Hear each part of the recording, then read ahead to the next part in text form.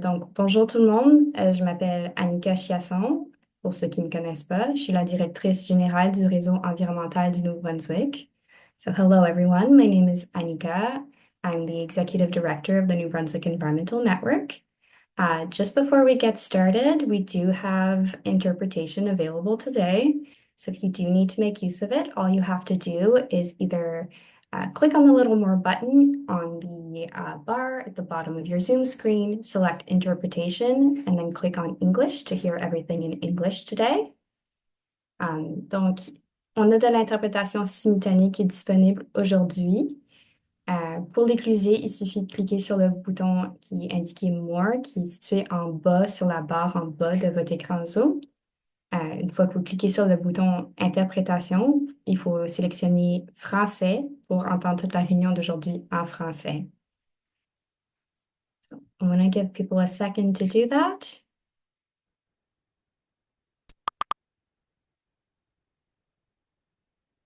All right. So, j'aimerais commencer par reconnaître rapidement également que les programmes du réseau environnemental du Nouveau-Brunswick se déroulent sur les terres ancestrales non cédées des nations Mi'kmaq, Wolastoqiyik, Passamaquoddy. Sur cette terre, nous sommes partenaires d'un traité appelé Traité de paix et d'amitié, qui garantit aux peuples autochtones un partage équitable des terres et des eaux. Pendant des siècles, les colons n'ont pas respecté ce traité car ils ont profité du vol des terres. Il est temps de comprendre la signification de ce traité et de soutenir les peuples autochtones dans la récupération de leur langue, de leur culture et de leurs terres. So, with that said, now I want to welcome everyone to this webinar, which is the first in our capacity building series in the year. We are so pleased that you can join us today, and we've invited Taylor Stimpson and Aaron from the Academy of Sustainable Innovation, to tell us a little bit more about the two loops model for sustainability transitions. This is something that we've recently become acquainted with at the NBN, and we're very excited to be able to share more with it with our network. So with that, I'm going to hand it over to Taylor.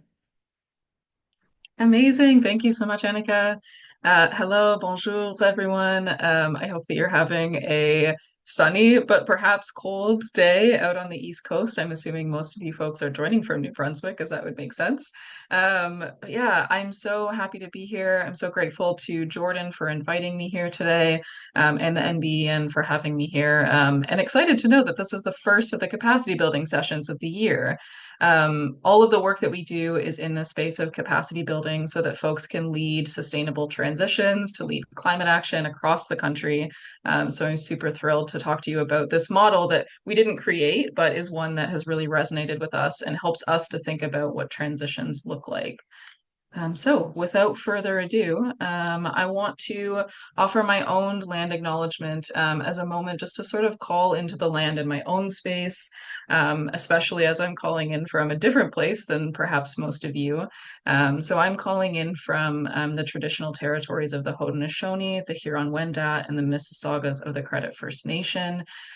This is an area just outside of what's colonially known as Toronto, in Georgetown, Ontario.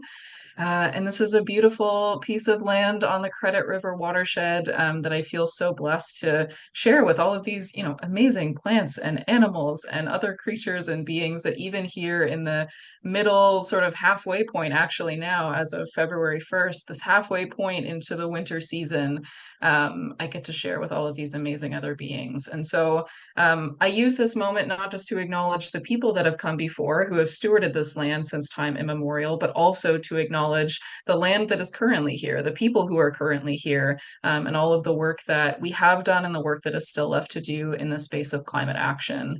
And so when I go outside on walks, when I take my own dog out in the freezing cold for potty breaks and walks and all that fun stuff, I'm reminded of just why it is that I do climate action and just why it is that I care about sustainability. It's for my community, and my community extends beyond the human world as well. Thank you, Annika, as well for sharing the land acknowledgement for the lands of what's known as New Brunswick, and I'm assuming Moncton, although I didn't have my interpretation on at that time, so my rusty French is making some assumptions. But yeah, I also invite you to, whether that's in this moment right now, just in your own minds, or if that's after the session, just to, yeah, take a moment to, maybe it's get outside in the freezing cold, or just take a moment to reflect on the lands in which you live. And so, with that, I just want to share just briefly how we'll spend the next bit under an hour of our time together. We're going to talk about what does a desired future look like for each of us, knowing that we all work or operate in this space of environmentalism. I'm so curious to know, what does your desired future look like? We'll use that to set the context for talking about this model of two loops of systems change. We'll talk about how you can apply that and what it might mean for your own work and your own communities. And then I'd love to hear from you how it resonated with you. So that's how I hope to plan, or how I hope to spend the next 50 minutes or so with you folks today. So I hope that sounds like a good plan. So I'm sure that for this particular audience, this is a well-known piece of information, but I do just want to set the stage for this conversation that the climate crisis is a crisis of leadership.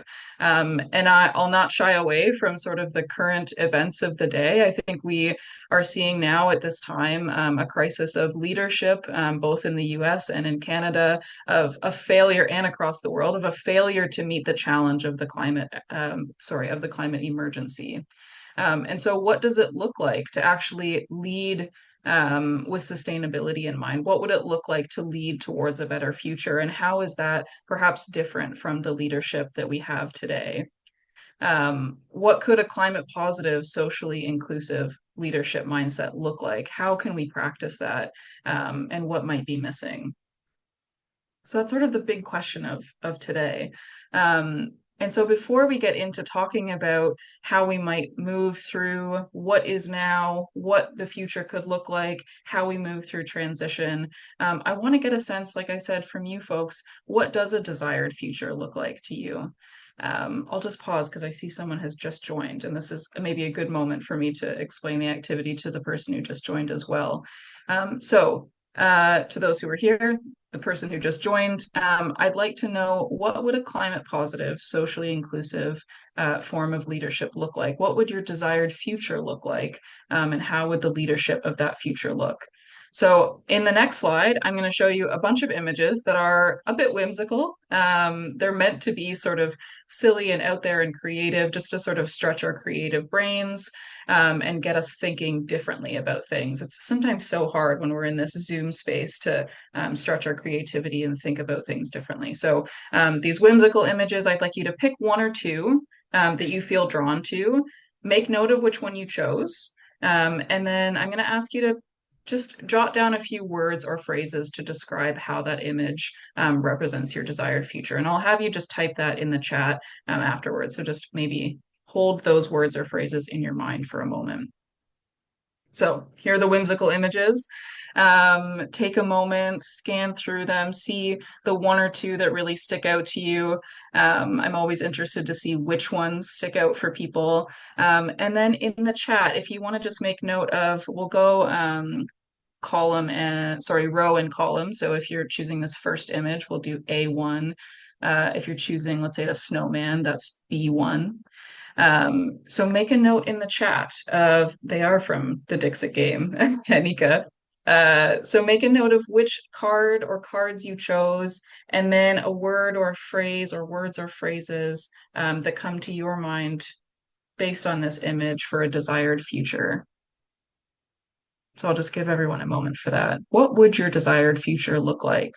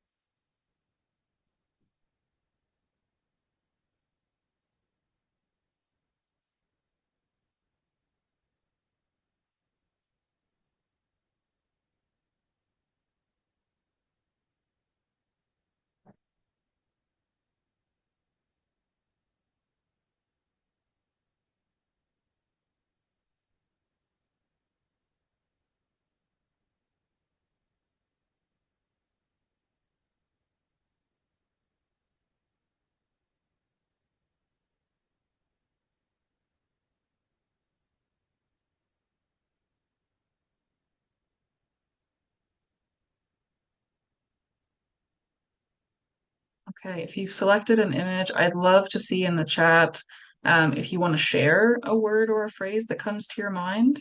For me, I'm looking at A3 and I'm thinking this like big bear with all the people in their arms. I feel like that to me really indicates like community being held by and with each other. So I'm really liking that idea of like community for my ideal future. Ooh, 5C. Ooh, I really like that. Yeah, stepping into a better future over that rainbow. I really like that. 3A. Yeah, same thing, bringing a sense of togetherness. See, C6. Oh, we've got this, yeah, like tree of books or something going on here that looks really interesting. Transparency. A3. Yeah, okay. Lots of people are resonating with that like big bear hug. I feel like I'm really needing that these days, especially when it's so cold and with all that's going on. B3 as well. Yeah, this image of the tree, nature and sustainability based futures. Oh, yeah, I love that interpretation of C3, helping each other to save each other from scary or rainy, snowy night. Oh, I really like that. C4 being supported by nature, seeking beauty in between the gray and reimagining, reseeding when things remain uncertain. Ooh, that's beautiful. Okay, I'll give everyone maybe just like 30 more seconds just to even for yourself scan through these images. Does anything evoke a sense of a different future for you? Because I want us to hold that in our minds as we go through the rest of the workshop. I kind of like the image of A5, this rabbit in the sort of knight's suit. I feel like, fighting the good fight, but like nature fighting the good fight as this rabbit's in this cool suit of armor. Okay, good stuff. Okay, so whatever came up for you, if, sometimes people don't resonate with the sort of whimsical images from the Dixit card game, sometimes they evoke something a little bit creative. So I do want you to hold whatever it was that came up for you as your idea of a different future in your mind as we go through the two loops model. So let's dive right in. The two loops model, like I said, Academy for Sustainable Innovation didn't create this model, but we really love it. It was originally developed by Margaret Wheatley and Deborah Frieze of the Berkana Institute, and then I learned it from an organization called The Outside, who is also based on the East Coast, out in Halifax, I believe. So some great folks there as well, talking about yeah, two loops of change, and so we've adapted it in the context of climate action. So two loops of systems change is quite simply two loops. We're going to use this model of these two arrows as our two loops. So each of these arrows I'm referring to as a loop, and we'll just keep coming back to this imagery as we go. And so Deborah Frieze, like I said, one of the people who developed this model, has this great quote to start us off. When separate local efforts connect with each other as networks, then strengthen as communities of practice, suddenly and surprisingly, a new system emerges at a greater level of scale. So it's this interesting phenomenon that happens where change is always happening around us. And so often it feels as though, change is so slow, it's never going to happen. We'll never see things be different. Yet we can look to the past and see, wow, I can't imagine that we ever used to do things like that. And so this is a really simple way to start looking at how change is always happening, how systems evolve and transform, and perhaps all of the different roles that we play in change, and how we can seek wisdom and share wisdom between different roles across these systems changing. So we'll break it down. We'll start with loop one. So loop one is the system that we're already in. So you can imagine that this is any system, no good or bad system. We're just talking about any system. So this could be, sometimes I like to give some sustainability and non-sustainability examples. So the current system could be, we're transitioning to a clean energy economy, but we're still sort of stuck in this oil and gas world. We're still primarily dependent on fossil fuels. That's our current system. Our current system could also be we use Netflix to watch TV. What could it look like to have something different than that? Um, maybe a past system that might have been the current system. Could have been, smoking was pretty common everywhere. And so, that's sort of transition. So you can think about any system you want in this context to help you think through how things change. I also use the example of how we used to only rent movies through Blockbuster. And so now we just, at the click of a button, you can watch any movie you want for the most part. So systems are born, they peak, and then they die. There's no, again, moral good or bad about how systems peak and evolve and how they come into being and end up fading off. That's just the way of things. Things are always changing. We're always adapting. We're always evolving. And so the death of systems or ways of doing things, while uncomfortable to name and face, is inevitable. We spend a lot of our change efforts trying to move from the decline of systems back to the peak. I think we see so much of that, I think, in times of stress and in times of conflict and trying to get back to the old ways, the good old days when things were better. I think that narrative is so prevalent today, especially when, there's economic pressures, there's environmental pressures, there's conflict locally and globally. This idea of trying to get back to something better is really where a lot of change efforts get stuck. And so instead, what would it look like to embrace change and to embrace transitions toward new futures rather than getting stuck in the past? Systems start fine. All systems sort of have their peaking moment where everything's awesome. You see this sort of on the left-hand side of this loop. Everything's good. We're rising. We're seeing all the good things about this system. Everyone is thriving and flourishing in this way of being. And then there comes to a point in all systems where there's a problem or something's not working anymore, or, what was working before that was great, but we're getting stuck on something. And then we start in the decline. Things are not good. We're in a bit of a panic. And so we can go back to that example of sustainability transitions and see how we're sort of in that space. Perhaps in the 80s, like 1980s, there were some people who were, a bit nervous about how things were going, a bit nervous about the environment and climate change. And then now we're in this point where we're really at that tipping point or beyond it. I'm just reading the chat here. Traditions as peer pressure from dead people. I really like that. Yeah, I think that, yeah, we can imagine how easy it is to get stuck in the old ways of doing things rather than move forward. But whether we like it or not, new systems always emerge, new ways of doing things. Again, good systems and bad systems emerge, good ways of doing things and bad ways of doing things. As one system dies, another is born. And loop two, this new system, requires us to embrace emergence. So, emerging of new systems. It starts with these questions of, could we do things this different way instead? People start asking that question, trying things out. And then you have, this sort of rising of, let's do this, let's do something different, let's usher in this new way together. And then you start on this rising path towards this new system. And I don't have it pictured here, but you can imagine infinite of these loops, infinite simultaneous loops going on, these loops continuing. So we sort of like looping almost like a wave pattern through time.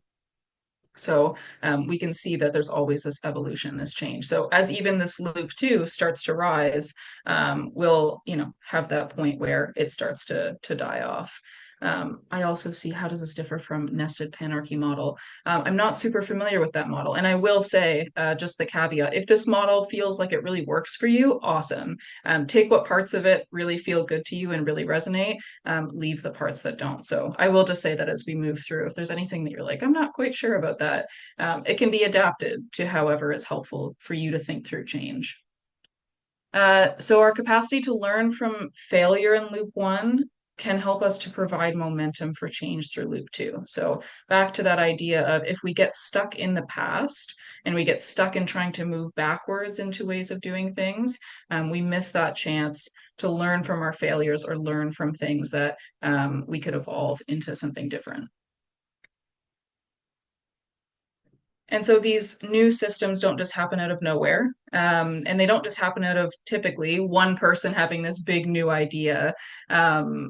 And even in history, when we see, there might be one person with one big idea, that usually happens from all of these disparate, separate, smaller ideas coming together. So it might start as these, whispers or musings or practicing of new ideas. And then all of a sudden, something catches on. One piece of this idea catches on with a lot of different people, and people start coming together in a network. People start sort of clicking the puzzle pieces together of this new idea. What could it look like? And then people come together in communities of practice. These can be sort of the conventional communities of practice, or the more formalized ones, or they can just be many people working together or alongside each other on something big. We can see this in the transition of AI. So AI started as these separate little ideas, even in the last couple of years. We started hearing whispers of AI being something that might be more commonly used, and then organizations came together, started building something out of it. And now we have this like bigger growing movement of change. And so perhaps even in that context, we're on that rise of this being a new system of influence in which this new way of doing things is really taking hold, really sort of having its roots everywhere. So the new ideas that are shared and worked on in small networks can grow into larger communities, communities of practice and larger scale efforts. And so that's how systems are born, and new systems, and how change really happens. And in all of this, you might be wondering, what is my role in that? Are you just a bystander, or do you have some active role within change? We've whittled it down to 4 roles, and by no means are these all of the roles that you can hold in change, but these are some perhaps helpful names to put to the different roles that we can play. Um, so we have trailblazers. These are people who feel the absolute need to do something different, maybe out of necessity, maybe out of privilege. But these are people who see that there is a problem with the way that we're doing things currently, and want to reimagine it. So trailblazers can be entrepreneurs, or innovators in startups. Trailblazers can also be advocates and people working in grassroots organizations. So people who desperately see the need to do something different and act on it. Then you have folks who act more as hospicers. So imagine the idea of hospicing something. These are people who want to make incremental change to the current system without totally overhauling it. Very different from trailblazers, although certainly merit to it. There can be conflict between these two roles, the people who want to, overhaul the system and start anew, and the people who want to incrementally change how things are going. So you can even think about, in the context of climate action work, these might be trailblazers, might be the people who say, totally get off fossil fuels. We're going to do it different. We're going to do total 100% renewable energy. We don't need fossil fuels to help with that transition. And hospicers might be the people who say, maybe a hybrid vehicle is a good segue into a different future. Or maybe we can sort of have this like yes and two different things at the same time as we move through transition. So neither one is necessarily good or bad. Each have their role, but they are just two ways of looking at change. What's not included as a role in here as well is someone who might be that person who's stuck back in the old way of doing things. So this is the person who's holding on to the old ways, trying to move us back up loop one. That doesn't necessarily have a name here, but that's just another role that you could have. Perhaps you're not even trying to make incremental change, you're trying to move backwards. We also have people who act more as illuminators. These are people who can see what's happening around, and bring together ideas. So perhaps Jordan and Anika, who are running the NBEN, are people who help to illuminate these ideas and bring people together. If you don't resonate with that title, that's okay too. But this example of someone who, is trying to bring different ideas together, illuminate ideas for other people, share that, help to spread the word. And then you also have stewards. These are folks who help resourcing the future while protecting what's good about the current reality. This can be resourcing through their labor, through financing. Funders are a good example of stewards, those who fund environmental work, etc. So, like I said, these are not all of the roles that you can play and change. And oftentimes we find ourselves playing multiple roles, maybe within different contexts of systems, maybe within the same system at different times, maybe sometimes within ourselves. We might have conflicting roles that we have within ourselves. And so the example I like to give here is that I myself feel as though throughout my career or my experience in environmentalism and sustainability, I feel as though I myself have moved through perhaps maybe more of a trailblazer when things were not as common to talk about climate change and sustainability, into more of a steward to help people along. Differently, though, in the context of sort of the rising of AI, I'm still so unsure about it because it feels so new to me. And so perhaps I might be someone who's back in a hospicing role. I'm interested to see how it can work for us, but also really wary about it. And so I'm seeing, is there small ways that we can make change rather than making the leap into this new future? So we can hold different roles all of the time within ourselves, in different systems. Um, and so when it comes to leadership, which is sort of the other piece of this whole model, that I want to talk about, leadership requires us to hold each of these roles when necessary and also create conditions for these roles to be held in tension across different folks or people in community or people that we may manage or lead. Um, and try and hold that in generative ways. So allow people to hold these different roles, work together, and share wisdom across them. And I will say, the two loops of change or the process of change, it's emergent, it's living, it's messy, it's confusing, it's very chaotic. This is a very nice, simple model of change, but change is not particularly easy or clean or unmessy. So the encouragement is to breathe in the messiness of it, allow it to be what it is, and try and find ways to move through it while bringing other people along. And when it gets difficult, it's time to dig in. When you're stepping back, it's also an opportunity to see more clearly, and to make different choices. So there's times and places to really dive in and really be immersed in change. And then there's times where stepping out is the right thing to do. So, putting all of that together, if this is new for you, there's no moral good or bad. I really want to point that out again in transition and in change. It's just happening around us all of the time.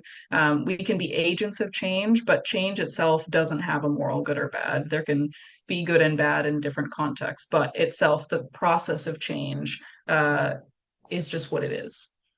All systems go through this transition, good ones and bad ones. So the question is, how can we navigate inevitable transitions and steward equitable change?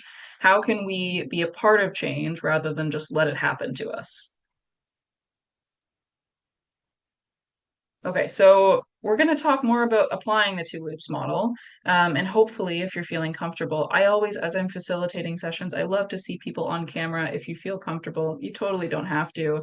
But this is also a chance for if you want to come off mute when I ask some questions, you're more than welcome to. I'd love to hear from you folks as well. But yeah, so we're going to talk a bit about what would it look like to map our current systems and our roles in change. So I'd like you to imagine what it looks and sounds like at different positions along these two loops. Maybe more abstract than that, just like what does change look like to you right now? Where do you feel that we are at in your context of change, which might be different for each person? And so a question, I'll start with this first question here. So think of an instance where you played more than one role, in the current system or in the emerging system. What wisdom might be shared from each vantage point? Could you perhaps see the example that I gave where I've held those different roles? Is there wisdom that you think can be found from these different positions? Danielle, yeah, please go ahead. So prior to my time here at the Conservation Council, I worked as the sustainability manager for the University of New Brunswick. So a lot of the work that I was doing was around systems change. And one of the best pieces of advice, I guess two pieces of advice. The best piece I got was probably a no is not a no, it's just a not right now. Because sometimes, as a practitioner, where your job is literally trying to get people to change, you sometimes will go at something really hard. And if the social capital is not there for that project, sometimes it's best, like you said, to step back and wait for a moment where you think you now have that buy-in to move it forward. And the second bit of advice I have, and refers to this question a little bit, or quite a bit, is playing different roles. And I think that is one thing I consistently had to do in my position, especially when communicating or advocating or promoting change to different people within the institution, because you really have to come at it from a personal way. And so I wouldn't often talk to professors the same way I talk to students, the same way that I talk to staff. So you'd oftentimes have to take a different role in this change process in order to be able to advocate appropriately to the right kind of stakeholder group. Danielle, I really like that you said that, and the context of working in an institution where I think I work at McMaster University here in Ontario, and I think very similarly, in a lot of ways, though universities are this place for new ideas and like young people who have these new ways of thinking about things, the institutions themselves are quite stuck in their ways of doing things. I think they're big and they're slow moving. So it's interesting that you say yourself you felt like you had to play these different roles and trying to meet people where they're at, and then sort of that noticing too of how other people were playing these different roles. And so perhaps everyone wants the same change, but how they think about it and how they want that to look might look very different. I see that a lot in climate action work as well, is that some people I talk to, don't really care about reducing emissions, but they do really care about affordability, and they care about their kids having clean air to play in the summer times, and wildfire smoke really impacts that. And so trying to find different ways to talk to people and meet people where they're at can help to address the fact that we're all shifting and we're all changing together, but the points people might be at in their understanding or acceptance of change might be very different. So yeah, thank you for sharing that. Any other thoughts on this question? I'm happy to move on to the other ones too, if there's other thoughts you have, or reflections on the two loops. Yeah, any thoughts on yeah, the different points of the two loops, or the roles that people play in change? Uh, I guess I would add, hopefully this is relevant. The one of the things that is sometimes being an agent of change or part of an agent body that's trying to do change in both, well, primarily institutional settings as a software developer and as various roles in that industry.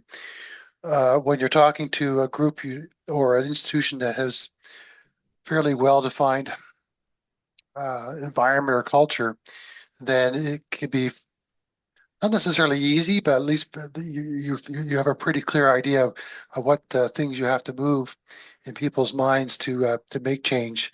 Whereas in a broader context, in a communities and whatnot, it's not necessarily that clear. It's what audience you're talking to. So your role has to be able to take in a much broader range of opinions and mindsets. And I find that's quite different and challenging for myself, at least. Thanks for sharing that, Tom. Yeah, I feel I've definitely encountered that even when I've run this particular workshop for different groups of people. Definitely the context and the stories that people bring up. If I'm in a context where people are mostly on board with environmentalism and sustainability, it's a very different context than when I share this workshop with folks from a much broader community who maybe have been thinking about climate change, but it's not really where they work or operate in mostly. So yeah, definitely it can be sometimes easier when you know that your audience is of a very particular cultural mindset, versus trying to speak to that broader, who knows what the context or background or ways of thinking of this audience might be. Yeah, I notice that work too when I try and work in community, like my physical town community, meeting people from all different generations and different cultural backgrounds, folks who have lived here their whole lives, and folks who have just recently immigrated to Canada. Yeah, so many different perspectives and ways of thinking about things for sure. And how we actually act as leaders for change can look very different in those contexts. Okay, I'll move on to the next question to see if folks have some thoughts around. I think we've talked a little bit about roles or positions, but I want to dig more into this idea of leading teams or people in contexts where people are at very different points in the two loops. And so we talked about this a little, Danielle and Tom, you shared a little bit about that. And I will just say leadership, especially in ASI's context, leadership doesn't necessarily have to mean that you're managing people or that you hold a conventional leadership role.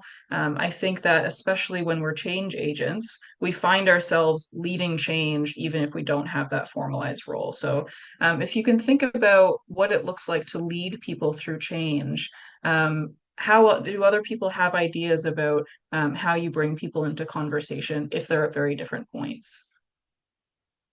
Danielle, if you'd like to share what you were wanting to share on this question around leading through different roles and perspectives and change. I just a small comment that oftentimes I will listen to the person I'm trying to engage with first and ask them some questions about their perspective so that I can get a little bit of clarity on how I want to approach the topic. I oftentimes, somebody who may be slightly resistant to, for example, climate change, I wouldn't approach the same way I would approach somebody who is open to learning and making change. So I think one of the key points with change making is also just listening. Yeah, definitely. Listening to other people's perspectives, trying to understand where people are coming to change from. Yeah, I think that listening and being able to adapt your messaging, really understand people, have empathy for other people. Those are all things that we believe are really important to leadership as well at ASI. So, yeah, very helpful to listen and to understand people and to hear where they're at.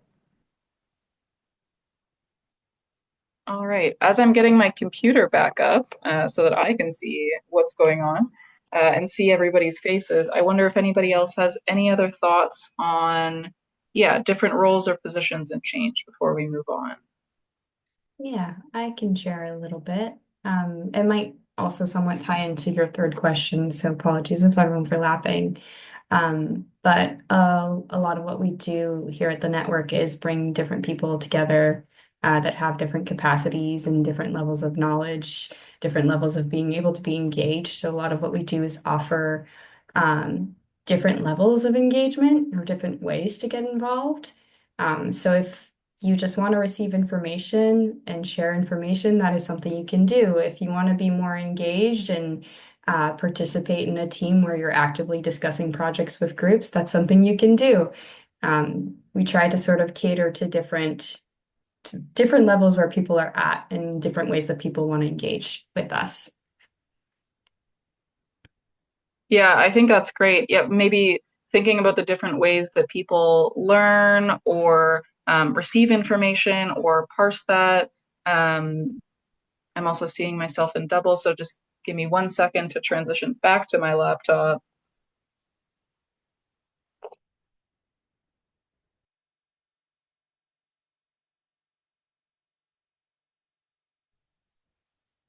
All right, I believe we're back. Hopefully everyone can hear me. Thanks for bearing with me. Tech challenges. Yes, okay. Thank you so much, everyone who shared. It's really helpful to hear from your perspectives what change looks like for you, what some challenges have been, and also how you move through change with other people, knowing that people are going to be at various different points, might be learning differently, might have different ways of wanting to engage, as Annika shared.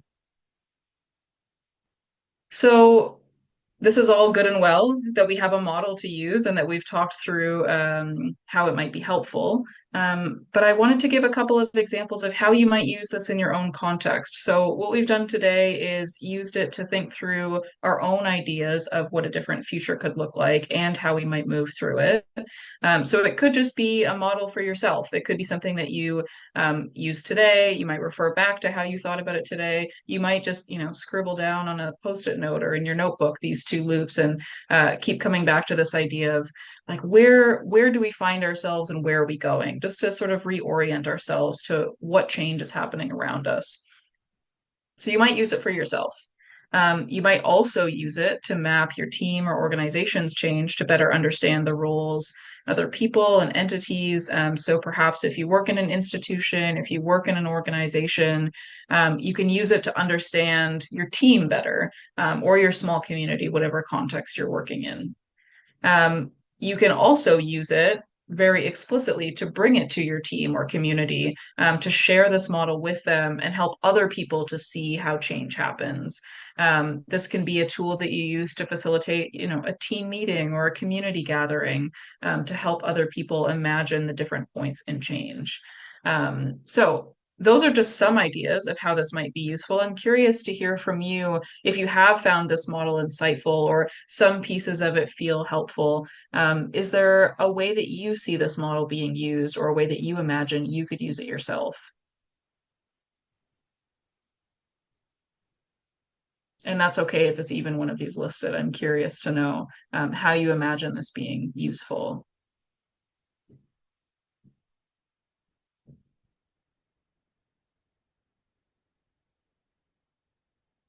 Unmute and in the chat is totally fine too.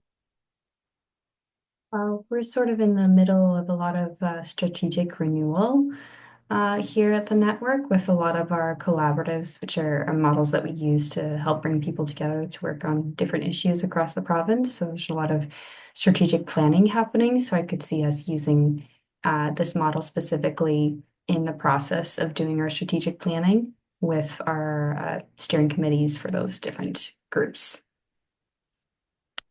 Yeah, I really like that. I think that that could be super helpful for that as you think about what the past of the organization has or the network has looked like and where you want to go from here.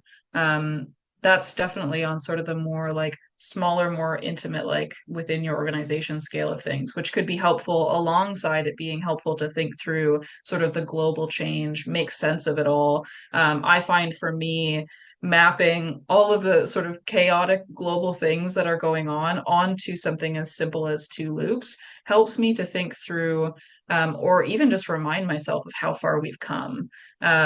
Perhaps how far we've come in bad ways and good ways, but also helps me to, there's that hope element of it too, that the transition is going to happen, sort of whether we like it or not, but how that looks, we have agency in.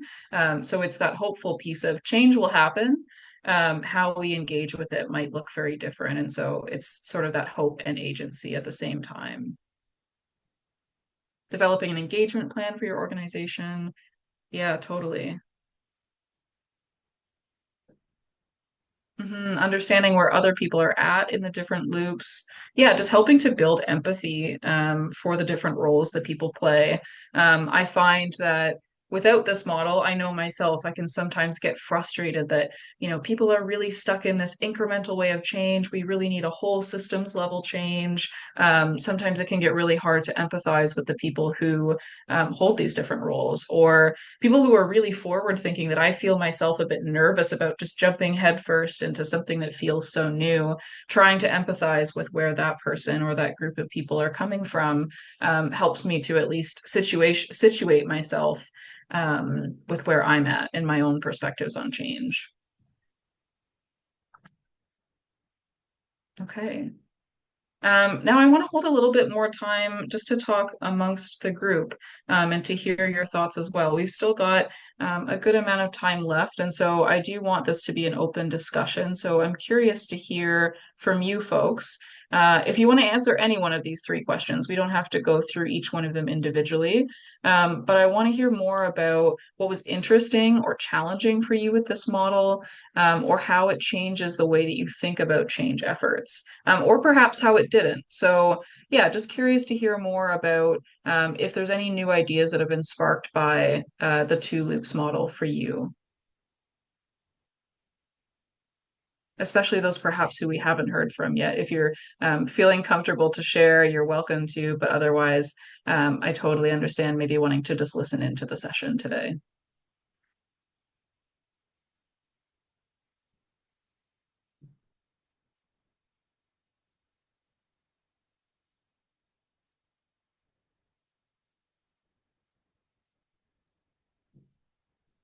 Tom, yeah, please go ahead.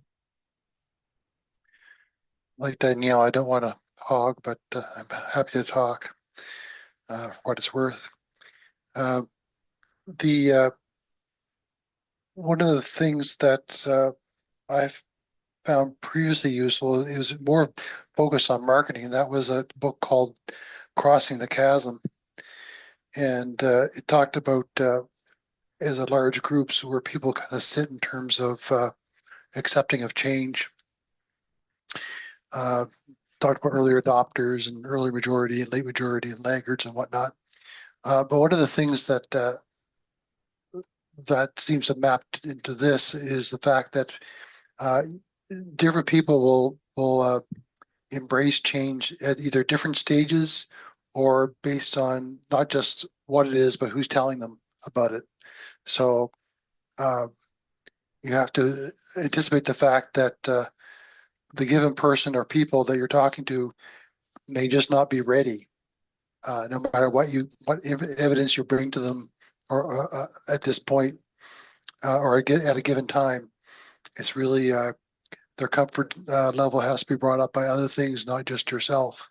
So that's, I guess, as I've looked at your model here, I'm trying to understand how those roles map into understanding the audience or I guess, the community you're trying to bring change to. So I guess I'm still struggling with that, but that was one of the perspectives I wanted to share. Thanks for sharing that, Tom. And yeah, one of the things that isn't in this workshop, but that we talk a lot about are some of the competencies or skills that we need to have as leaders for transition. And so, what you've just brought up makes me think about how trust building and helping people to move past fear are really important and critical pieces to helping people move through change. I think so much of people's resistance to change can come from not trusting situations, not trusting the people giving the information, like the example you shared, being fearful of the unknown.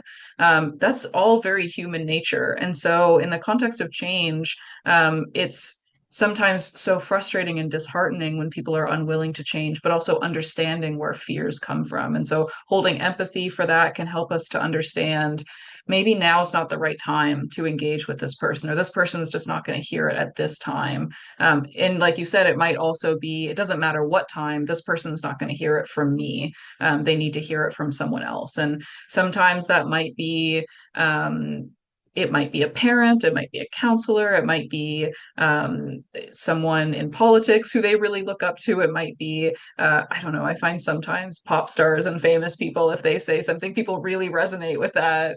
And so it really just depends on how willing people are to listen at that time and how willing people are to listen to you, perhaps the one who's helping with that transition. So, yeah, definitely.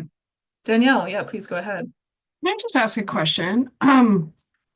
What would you suggest for, so right now we're like globally, at least in the West, North America, we're dealing with a lot of like information. So part of what's happening is that they're trying to do so much change to confuse everyone in order to be able to do things without people really understanding what's happening. Like we're seeing that in the media, we're seeing that kind of happen even locally in Canada. How do we deal with trying to progress change on one side when the other side is just destabilizing and creating this fear and creating this confusion? Because by coming in and trying to add more to it, it's almost making it worse. So do you have any suggestions on how you might be able to kind of do this work in a sort of more of a destabilized or overwhelming time for people? That is a fabulous question and something that I am currently sitting with as well. This feeling of overwhelm, so much information from all sides, from all sectors. Like trying to just parse it and understand it while having a day job and having a puppy at home and a partner and a life and trying to make healthy food for the week. It's very confusing and overwhelming, absolutely. Even if you're someone who's well educated, who understands things in the space. So I cannot imagine what it might feel like if you don't feel well versed in these topics. So I will, maybe my recommendation is that I don't know that I'm the best person to offer a recommendation, but I will say that a great book, if you're willing to read a book, or if you, I'm sure that they have some YouTube videos as well, but Naomi Klein's book called The Shock Doctrine is a fantastic piece of literature that talks exactly about what you're referring to, about what it looks like when the tactic is to overwhelm, to cause confusion, to cause a sense of feeling hopeless, and how to actually move through that, to understand it, recognize it, and name it, which is sort of the first step, and then how to continue to do the good work alongside or in spite of that. And so one of the things maybe, so that's sort of a recommendation on sort of the why and the how of it, which is, you know, again, Naomi Klein is way beyond my ability to describe that, so I'll point to her for sure. And I think when it comes to like, what do you do with that? My personal recommendation, something that I continue to come back to, is working in community and like really hyper local community. And so for me, that looks like a couple of things. Specifically in climate action work, that looks like going to my small groups of, we have our own members network who are leaders in sustainability. It's you know, organizations like Leading Change Canada, where there's youth folks who are leading change. Um, yeah, lots of other groups across the country who are hyper focused on very specific things in climate action. And I get to see all the good work they're doing and remind myself, okay, change is happening, things are happening, even if at really small scales. There's an organization here in Ontario, in Hamilton, called Green Venture, and they do this awesome project called Depave Paradise. And so, so much of their work is focused on just tearing up old parking lots that are no longer in use, or just, you know, saying we're not going to use them anymore and just creating these native wildflower spaces. And so that to me feels like, wow, what a reminder of hope. What a reminder of how change can be so beautiful as well. So there's that side of community of the climate action space. And then also just, you know, getting out to community events, going for walks, seeing other people and their dogs, and getting to see sort of the like human to human interactions, watching birds. You know, as I grow older, I've become quite the bird watcher. And so things like that, just seeing the changes in the seasons, I think really helps me to ground myself literally and figuratively, and step away from the noise. So maybe if I have one tip or recommendation moving past this event, try and stop the scroll, whether it's on you know, news channels or on your phone, and like quite literally just get outside and see other people, talk to other people, and really just hear that there are communities out there all around us who are doing good work and supporting each other. And also Naomi Klein's book's fantastic. Her other book, Doppelganger, I think is a great read for these times. And a few of the chapters are available for free online that are a bit more pressing and present. Okay, we've only got a couple of minutes left, so let me just check in on slide things. I'll just go back just to pause and see if there's any other last minute questions that people have for me. My contact information will be made available if you want to email me after. I'm always happy to do coffee chats with people if you want to talk more about things. I find sometimes that's nice to have. But yeah, any last questions from people or thoughts, reflections?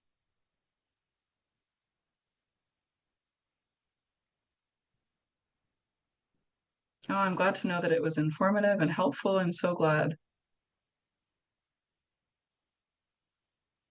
Okay. Then I'll move through to the end, and if there's a minute left for questions, I'll be happy to open that up. But I will just say, if you want to learn more about these topics, I'll just offer that ASI has two open courses available through Royal Roads University, one specifically on collaborative leadership, so how we can lead together in community, and one on climate action and transition leadership that looks more at the broad context of all the different facets of leadership. So adaptive leadership, social innovation, collaboration shows up in there as well. well. So both are great courses. I support Nadine Goods to facilitate those, and we've got a couple coming up. So yeah, check those out if you're interested in learning more in a short 4-week online course. And other than that, I just want to thank you all for taking an hour out of your days to chat with me and to learn more about the two loops model. I know that the recording will be made available, so if you're watching this outside of the live session, I hope that you got something interesting or informative out of it, or it helped you to think differently about things. So again, I can have folks, Jordan or Anika, offer my contact info if people want to connect afterwards. But yeah, just huge thank you to everyone for joining. Thank you so And thank you much, again to Taylor. NB and for hosting me. No, of course. Thank you so much. This was so excellent. Thank you to everyone for attending today as well and for sharing. It's always appreciated to have a conversation with other folks working in this field. As I mentioned at the start, this is the first webinar in our capacity building series. So we have 2 more coming up, which are 2SL GPT2IA Plus Inclusive Allyship with Chroma NB on February 19th, and also a webinar with l'Association des Municipalités Francophones du Nouveau-Brunswick on demystifying municipalities for employees and environmental nonprofits on February 26th. So Jordan is dropping the links for that in the chat. We'd love to see you there as well. And again, thank you to Taylor for this wonderful workshop, and also Erin for the support on the slides. And thank you to everyone for being here today with us. Thank you so much. Have a great rest of your day. Thank you, everyone. Merci. Bye. Thank you.